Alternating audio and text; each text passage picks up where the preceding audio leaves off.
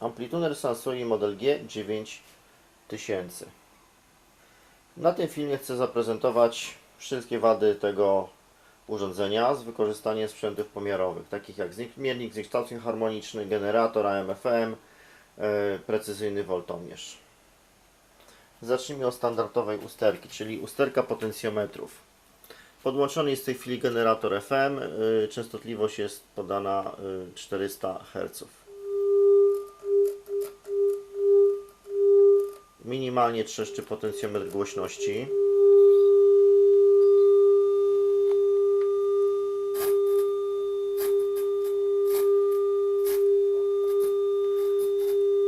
Potencjometr balansu również wymaga remontu. Przełączniki źródeł.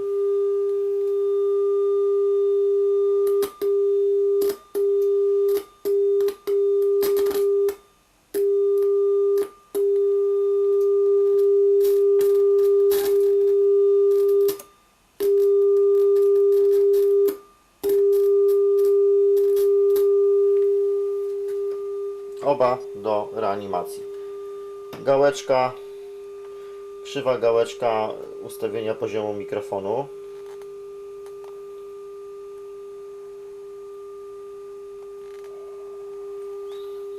Dostrojny tunera 95 MHz ustawione.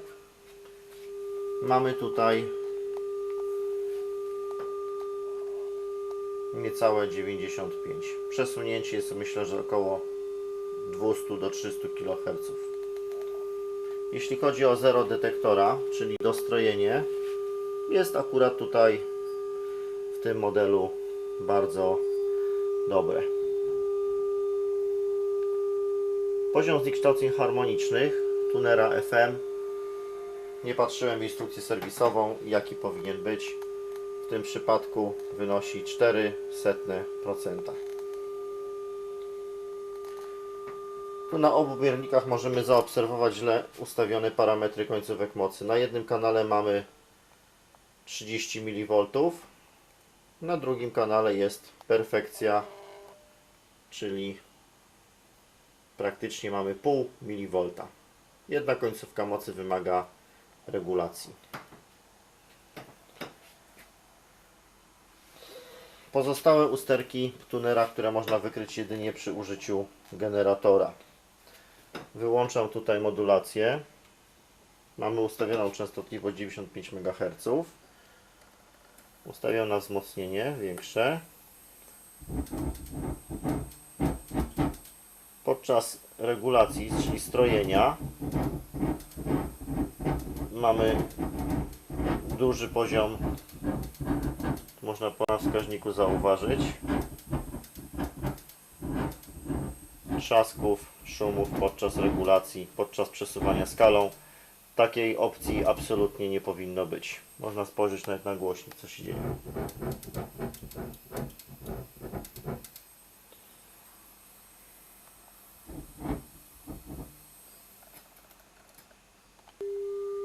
Następne niedomaganie urządzenia to nierówny poziom wyjściowy sygnału audio na głośniki. Mamy ustawioną opcję mono, w związku z tym przy ustawieniu balansu w pozycji 0 powinniśmy mieć identyczne wyjście na kanale lewym i na kanale prawym.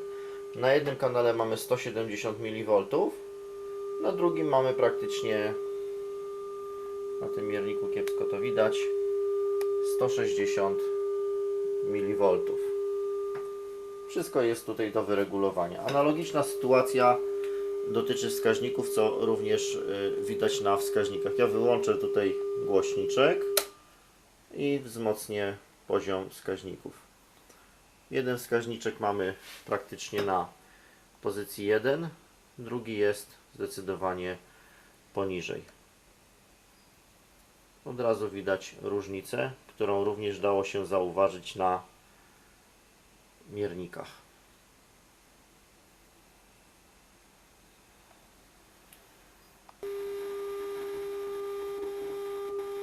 To jest dźwięk odbiornika w trybie stereo.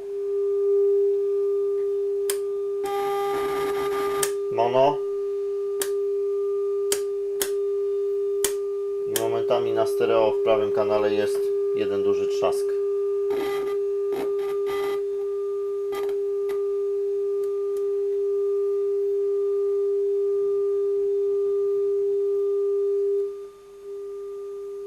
Zobaczymy jeszcze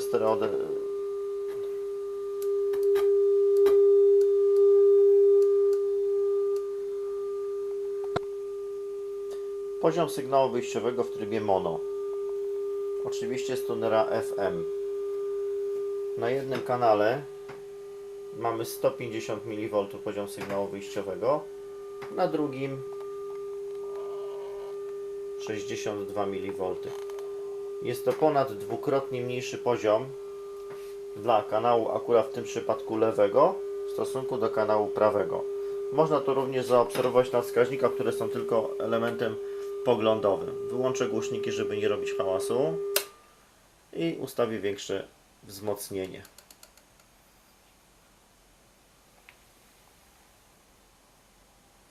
Na wskaźnikach, tak jak powiedziałem, jest to tylko orientacyjny pomiar. Proszę zobaczyć, wskaźnik prawy ma dużo większy poziom, lewy dużo mniejszy.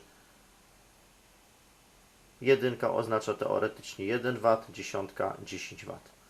Różnicę mamy co najmniej tutaj, patrząc po skali, około 3 W ciszej w stosunku do kanału prawego.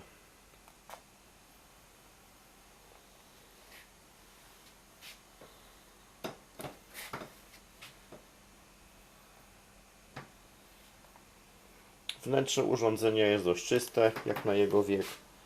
Jednak też przydałoby się gruntowne czyszczenie, które będzie oczywiście wykonane. Ponieważ amplituner zostanie tak rozebrany na części pierwsze, aby się dostać do wszelkich przełączników i potencjometrów.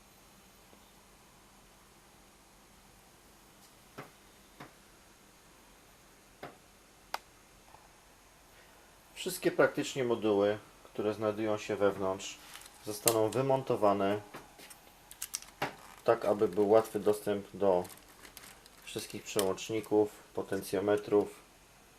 I tutaj podczas tego demontażu wyszła następna wada, że amplituner był uderzony dość mocno. Od razu tutaj można zauważyć efekty uderzenia, pozaginana blaszka od gałeczki, od wolumenu mikrofonu. Wcześniej było widać, że jest krzywa. Było również zapadnięte gniazdko na dużego jacka. Od razu widać przyczynę tej krzywej gałki. Aby teraz wyprostować blachę, która ma prawie milimetr grubości, trzeba zdemontować cały ten front i poddać obróbce blacharskiej.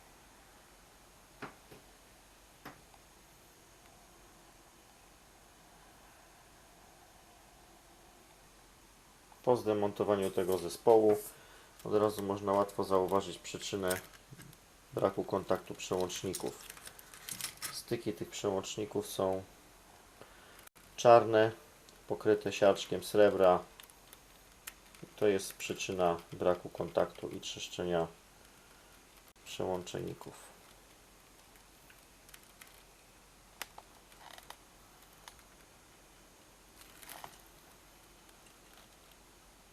Wszystkie te elementy trzeba zebrać na drobne części i wyczyścić.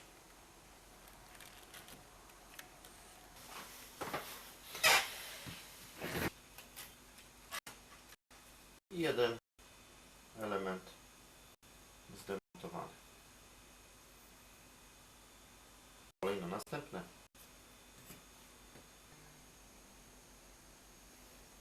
Potencjometry i przełączniki są już wymontowane, przygotowane do czyszczenia i ponownego smarowania.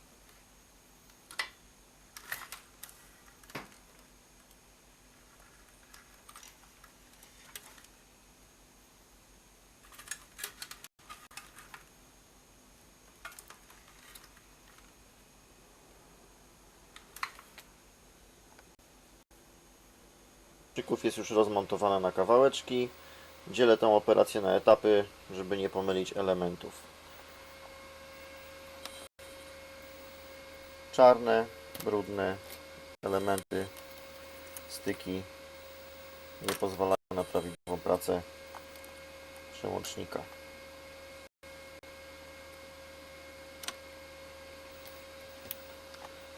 I tutaj mamy następną usterkę, którą dopiero teraz zobaczyłem.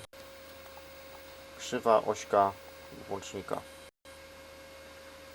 Podczas prostowania aluminium potrafi pękać.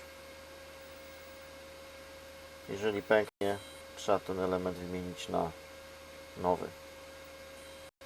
W tym przypadku drugiego jest rozgięte. Tak samo podczas próby prostowania może ulec ten element odłamaniu.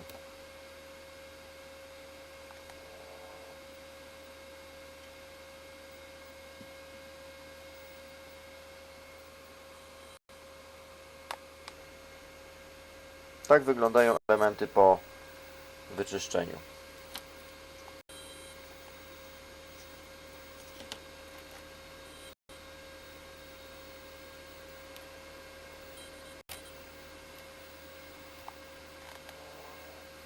Teraz trzeba to wszystko lekko przesmarować odpowiednim preparatem, zmontować i wszystko będzie działać poprawnie.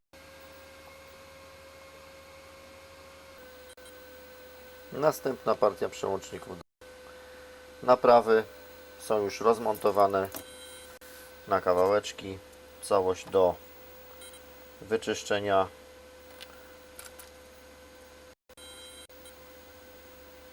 I ponownego montażu.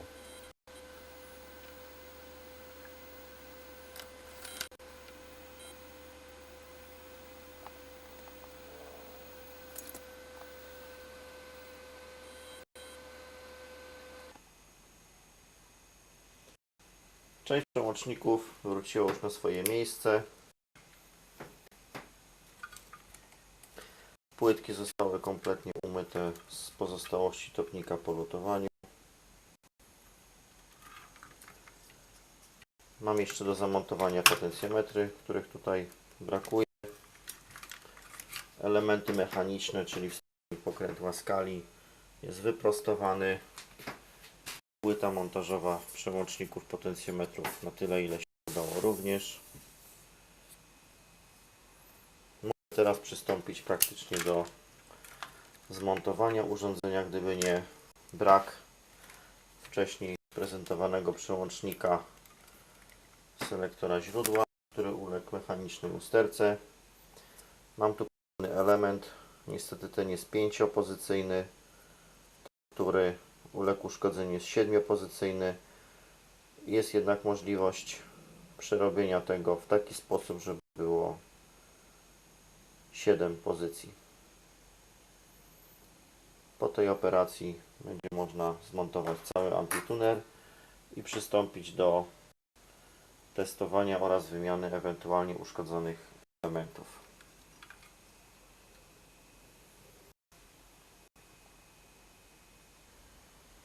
Udało mi się naprawić uszkodzony przełącznik. To już jest element cały kompletny złożony, naprawiony. Tutaj jest jeden oryginalny, zepsuty. Znalazłem taką część w innym urządzeniu. Był to przełącznik 5-obrotowy, konkretnie chodzi o tą część. Podfrezowałem ogranicznik i zrobiłem z tego 7-pozycyjny, tak jak oryginalnie. Tu już jest większość elementów zmontowana. Wszystko wróciło na swoje miejsce. Jeszcze trzeba tylko zamontować ten naprawiony. Tutaj również od uderzenia przełącznik uszkodziły się pady lutownicze. Były pourywane, ale to nie stanowi większego problemu.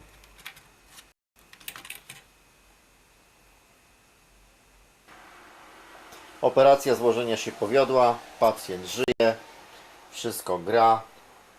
Pozostało jeszcze do zestrojenia kilka bloków, czyli przede wszystkim tuner radiowy, ustawienie parametrów końcówek mocy i zamontowanie przedniego panela praktycznie. Wszelkich testów początkowych, nic nie trzeszczy, żadne przełączniki nie trzeszczą, wszystko działa prawidłowo, jak w nowym fabrycznie urządzeniu.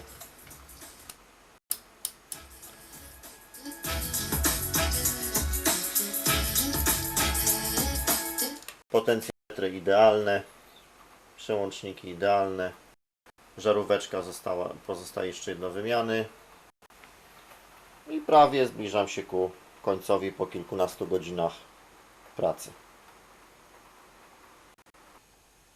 Tunel radiowy mam zestrojony, ustawione parametry końcówki mocy. Aktualnie mam podłączone oprzyrządowanie do kalibracji poziomu wskazania mocy na wskaźnikach wychyłowych. Mamy tutaj pokazaną moc 50 W. Dokumentacja serwisowa podaje, aby podać sygnał wejściowy na wejście AUX 1000 Hz, ustawić przy podłączonym sztucznym obciążeniu, które tutaj mam, do wyjścia głośnikowego o impedancji 8 ohmów, podać taki poziom sygnału, aby wyjście napięcia na wyjściu głośnikowym wynosiło 20 V. Po ustawieniu tego napięcia 20 V należy skalibrować tak wskaźniki, aby wskazywały 50 W.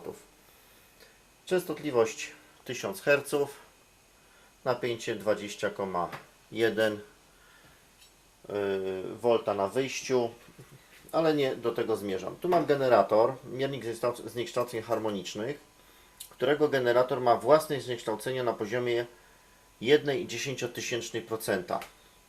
Wykorzystałem sobie ten generator, podłączyłem tutaj miernik zniekształceń harmonicznych, który ma dokładność pomiaru 0,03, praktycznie 0,03%. I chciałem tu pokazać, jakie są różnice zniekształceń w przypadku wykorzystania większych mocy.